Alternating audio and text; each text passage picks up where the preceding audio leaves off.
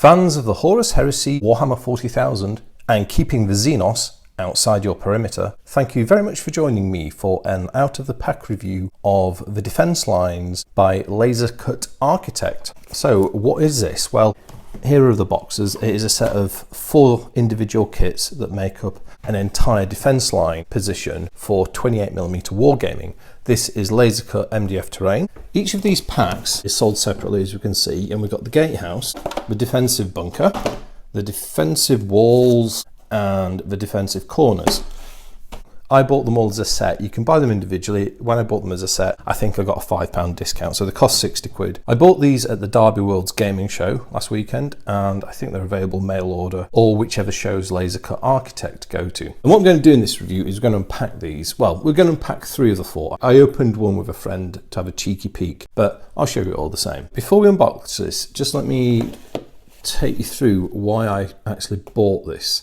Because there's quite a lot of MDF terrain available at the moment. It seems to be de rigueur in terms of making terrain. I guess it's an efficient and clever way of making terrain. I've got a big hab complex by Wargaming that I use for my Horus Heresy and Warhammer 40,000 gaming. What attracted me to this though is what I felt was a clever design, and I think the guys have done a great job of hiding construction tabs and attachment points, which sometimes is the bane of this sort of terrain, and it kind of makes it look like it is laser cut terrain.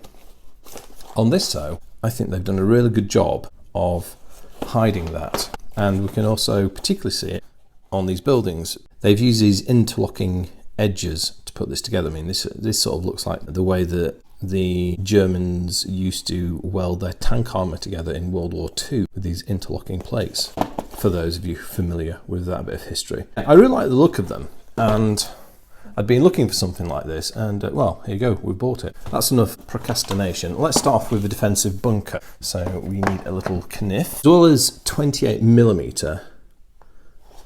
These are available in I think it's 10/15mm scale. And I think what they've done is they've just shrunk the size of the parts accordingly. Right. I mean, they're well packed in these card boxes. A little bit of paper there. Right, and then we get some parts, which were somewhat unceremoniously dumped on the ground by me there. And an instruction diagram, so good. I was hoping we'll get some instructions. So let's have a look. So this is kind of like a CAD style instruction.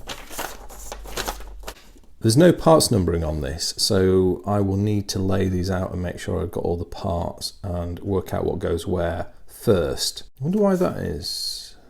Mind you, that's similar to other stuff I've had like this. So that's the instructions, which, you know, they look good. I think they'll do the job. And here we've got the parts. Now, very interesting thing. This is the first time I've had any laser cut terrain where it's actually completely punched out of the piece of MDF that it's been cut from. That's interesting. Normally, the stuff I've had, it's laser cut, but there's kind of like a thin little attachment point left that you have to cut with a knife. But in this instance, no. So does that mean they've punched it out first or not? So look at a couple of parts. You can tell because you'll have like a little nub somewhere around this. I know, because I spent a lot of time filing my nubs off on my Warmill one. No, so what they've done actually is they've just cut all the way around with a laser and they've not put any nubs on.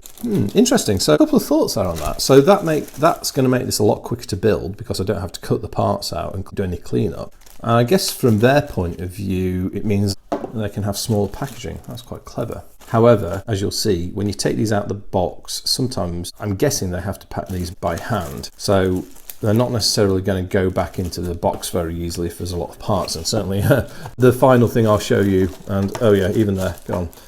So I've already done it here. I've kind of like moved things around and it's not necessarily going to neatly go back as it was. So yeah, first point to note, the packaging seems to be a one-way journey, but very efficient, and I guess from a customer perspective, this is small enough to go as letterpost. Okay, right. I don't think I can get that back in, so I'm going to have to leave that out. So that is the defensive bunker. The next one is the Gatehouse. As I said, I got this out before, and this is a massive pack of parts. You've got the same sort of instructions with this, so yeah, same drill there. That's those two. Now let's do the defensive walls. But yeah, as I was saying, if you're buying this in the UK, and I guess internationally, these thin packets will go as letters, or large letters, which will save on the posting and shipping costs, which is generally a good thing. Right, so this time on the defensive walls, we've got 3 bags of parts and a set of instructions. So it tells us we've got 3 straights and 2 angles. And it says second is opposite the way around. So I'm gonna have to do some mental flipping around. So, you know, are you good at mentally visualizing things to be able to do that? Lots of bits. Oh, looks very nicely turned out. Yeah. And these look at these. Let's have a look at these. Just going to get one of these out. I'm getting that familiar smell of Lasercut terrain, or you might call it laser beamed MDF. There you go. These are very fine. I don't think I've seen such fine parts done with MDF terrain before. Yeah, very good. And those, where are those going to go? I'm not sure. Oh yeah, these are the grills, which are going to go along the lower part of the wall. There, those are the grills. Yeah, they look really good. I imagine they might have had to do a bit of experimenting with those. I bet they had a few catch fire before they got the thickness right. And then we also get another small set of parts with the rivet details on, or flush screw. They're not rivets, they're flush screws. Excellent. Let's slip that back away. So those are the defensive walls. And that leaves finally the defensive corners.